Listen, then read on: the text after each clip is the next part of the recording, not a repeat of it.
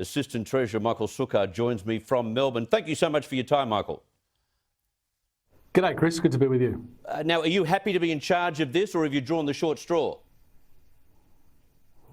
No, Chris, I'm very pleased to have carriage of the census this year. The data is so important, as our advertising campaign makes clear with every stat telling a story. The data is so important, not only to government agencies who are making decisions around health, education, infrastructure spend, but to so many businesses around Australia who rely on ABS statistics for their own businesses and decision making and planning. So the data we get out of the census is incredibly important. Yes, there were some challenges in 2016, some quite significant challenges. We've worked very hard, the government and the Australian Bureau of Statistics, to the greatest extent possible mitigate against similar issues, but we'll be working very hard between now and the 10th of August, which is census night, to make sure we deliver a seamless service. So do you know who's in charge of the technicalities, the online responsibility? Because last time that didn't go all so well. Yes, we do. We have Amazon Web Services who are integral in helping deliver the census. We've been working very closely with the Australian Cyber Security Centre, the Australian Signals Directorate and other security agencies throughout government to make sure that we can deliver a seamless service. And as you said in your intro there, Chris, a slight tweak to this year's census is that people will be able to fill out their form in the lead up to census night. So people will receive a letter in their letterbox. Most Australians will receive a letter.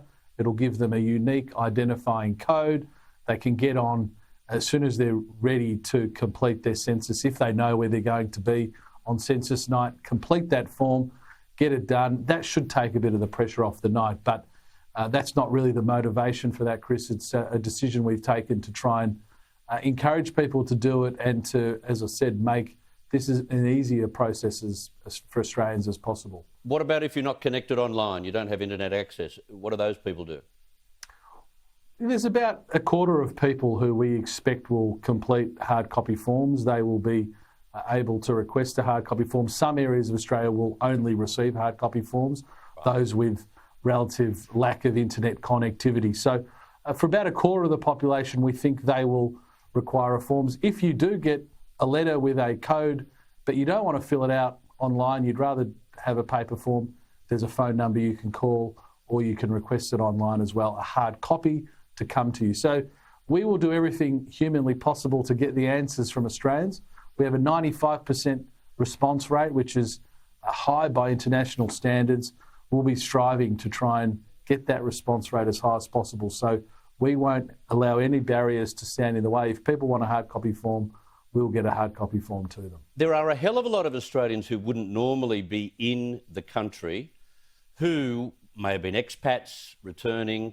There's a stack of people here now. So will the census be a little bit out of whack because of the changing times, or is this beneficial because you've got access and information from more Australians? Well, undoubtedly it'll be beneficial, Chris. I think no doubt there's been an impact due to COVID with expat Australians returning and relatively lower net overseas migration. I mean, in the end, a census only counts the people that are here on that night or in that period. That'll be the case this time around. I suspect when we're talking about material differences, the data will prove that one way or another. But in the end, the impact of COVID is here, and the census will give us data that, as I said, can help inform the decision making for the future, which, the impact of COVID from a population perspective is going to have long-term consequences. So in a sense, there perhaps isn't a more important time to conduct a census, and it's just so happened that the 5-yearly census is this year, but it'll be incredibly important data. Okay, two quick questions about the heavy-duty allegations levelled at some government minister and also the Prime Minister by Julia Banks in her book. She's been on Most channels talking about this last night and today. She didn't miss the Prime Minister, Michael. Well, Chris, look, I'm not sure there's a great deal I can add.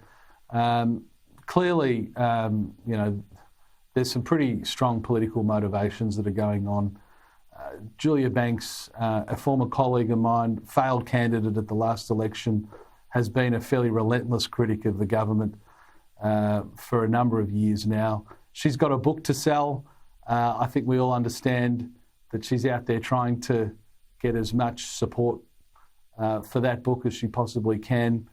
But clearly a very highly political agenda, Chris, and I'm not sure I can speak for her motivations other than to say I think we can look at them through that prism of a very highly political agenda. What I find interesting is that she's quite happy to praise and show respect for the commissioner who'll run an examination of that kind of culture and workplace behaviour inside Federal Parliament House, but she doesn't want to submit her allegations to that investigator because she doesn't trust the process. So she trusts the person running the process, but she doesn't trust the process. Wouldn't it be better if these allegations were ironed out and sorted out and determined?